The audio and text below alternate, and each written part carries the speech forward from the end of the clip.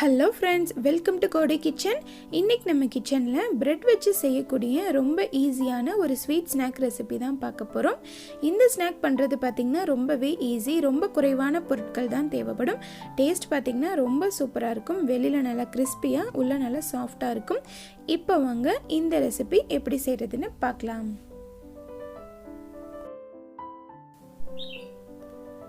நான் இன்றைக்கி 1 பேக்கெட் அளவு மில்க் பிரெட் எடுத்திருக்கேன். ஃபஸ்ட்டு நம்ம பிரெட் க்ரம்ஸ் ரெடி பண்ணிக்கணும். அதுக்கு என்ன பண்ணலான்னா, ஒவ்வொரு ஸ்லைஸாக எடுத்து அந்த ஓரங்களை கட் பண்ணி எடுத்து வச்சுக்கோங்க.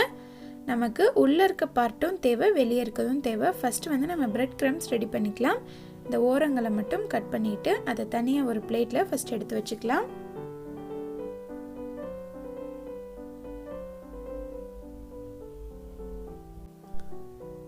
இப்போ நான் எடுத்து வச்சுருந்தேன் எல்லா ப்ரெட்லையுமே இந்த ஓரங்களை கட் பண்ணிக்கிட்டேன். இது எல்லாத்தையுமே ஒரு மிக்ஸி ஜாரில் சேர்த்துக்கலாம். சேர்த்துட்டு இதை நல்லா ஒரு கோர்ஸ் பவுடரை அரைச்சி எடுத்துகிட்டு வந்துடலாம்.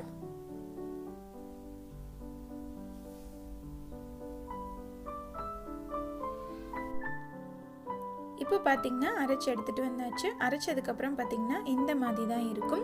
இதில் லைட்டாக ஈரப்பதம் இருக்கும் இல்லையா, அதனால ஒரு பேனில் சேர்த்துட்டு ஒரு 5 நிமிஷத்துக்கு ட்ரை ரோஸ்ட் பண்ணி எடுத்துக்கலாம். மீடியம் ஃப்ளேமில் வச்சு ட்ரை ரோஸ்ட் பண்ணுங்கள்.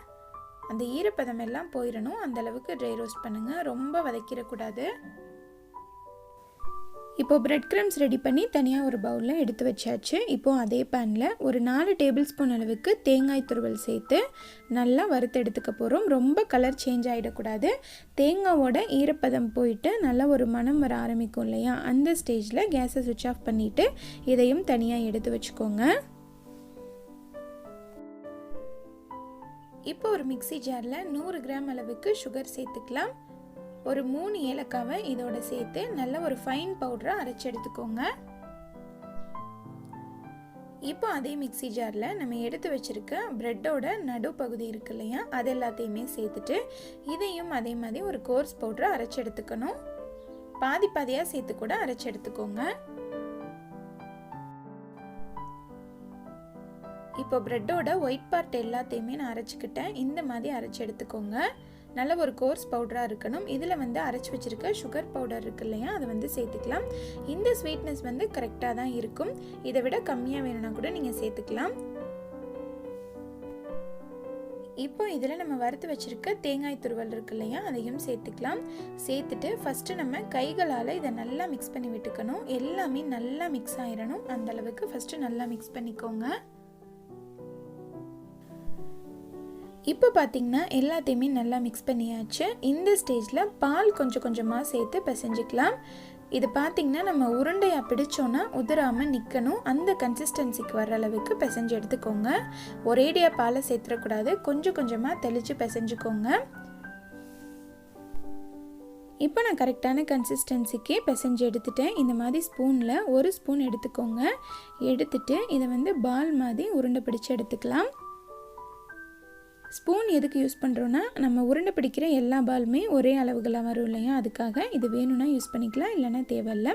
இதே மாதிரி இருக்க எல்லாத்தையுமே பால்ஸ் மாதிரி பிடிச்சு எடுத்துக்கலாம். இப்போ நான் எல்லாத்தையுமே இந்த மாதிரி பால்ஸாக பிடிச்சு வச்சுக்கிட்டேன். இப்போ இது இருக்கட்டும். ஒரு பவுலில் ஒரு முட்டை உடைச்சி சேர்த்துருக்கேன். அதை நல்லா பீட் பண்ணி எடுத்துக்கலாம். ஒரு முட்டை சேர்த்துட்டு நல்லா பீட் பண்ணி வச்சுக்கோங்க. அடுத்து தேவைன்னா இன்னொரு முட்டை ஊற்றிக்கலாம். இப்போ நம்ம ரெடி பண்ணி வச்சுருக்க பிரெட் க்ரம்ஸ், அதுக்கப்புறமா ஒரு பிளேட் எடுத்து வச்சுருக்கேன். நம்ம ரெடி பண்ணி வச்சுருக்க பால்லேருந்து ஒன்று எடுத்துகிட்டு ஃபஸ்ட்டு முட்டையில் டிப் பண்ணிக்கோங்க. அதுக்கப்புறமா பிரெட் க்ரம்ஸில் கோட் பண்ணிக்கோங்க. நல்லா கோட் பண்ணிக்கணும். நம்ம இப்போ டபுள் கோட்டிங் கொடுக்க போகிறோம். இந்த மாதிரி நல்லா கோட் பண்ணிவிட்டு திரும்ப ஒரு தடவை எக்கில் டிப் பண்ணிவிட்டு பிரெட் க்ரம்ஸில் கோட் பண்ணிக்கோங்க. நல்லா கோட் பண்ணிக்கோங்க. அப்போ தான் நமக்கு வெளியில் இருக்க லேயர் நல்லா கிறிஸ்பியாக வரும். இந்த மாதிரி கோட் பண்ணிவிட்டு இதை எடுத்து தனியாக வச்சுருங்க. இதே மாதிரி இருக்க எல்லா பாலையுமே ரெடி பண்ணி எடுத்து வச்சுக்கலாம். இப்போ நம்ம ரெடி பண்ணி வச்சுருந்த எல்லா பால்ஸ்லையுமே கோட் பண்ணியாச்சு. இதை ஒரு 20 மினிட்ஸ் ஃப்ரிட்ஜில் வச்சு எடுத்துகிட்டு வந்துடலாம். ஃப்ரிட்ஜில் தான் வைக்கணும், ஃப்ரீசரில் வைக்கக்கூடாது. வச்சுட்டு அப்படியே ஃப்ரை பண்ணிட வேண்டியது தான். இப்போ 20 மினிட்ஸ்க்கு அப்புறமா நம்ம ஃப்ரை பண்ணிட வேண்டியது தான். எண்ணெய் பார்த்திங்கன்னா நல்லா இந்த அளவுக்கு ஹீட்டாக இருக்கணும். நம்ம பூரி ஃப்ரை பண்ணுறதுக்கு ஹீட் பண்ணுவோம் இல்லையா, அந்த அளவுக்கு நல்லா ஹீட் பண்ணிவிட்டு சேர்த்துக்கோங்க. அப்போ தான் நமக்கு இது உதிராமல் நல்லா ஃப்ரை ஆகி வரும்.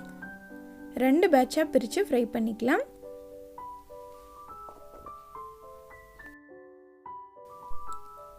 சேர்த்துட்டு ஒரு 2 நிமிஷத்துக்கு அப்புறமா நல்லா திருப்பி போட்டு நல்லா ஒரு கோல்டன் ப்ரௌன் கலர் வரவும் ஃப்ரை பண்ணி எடுத்துருங்க.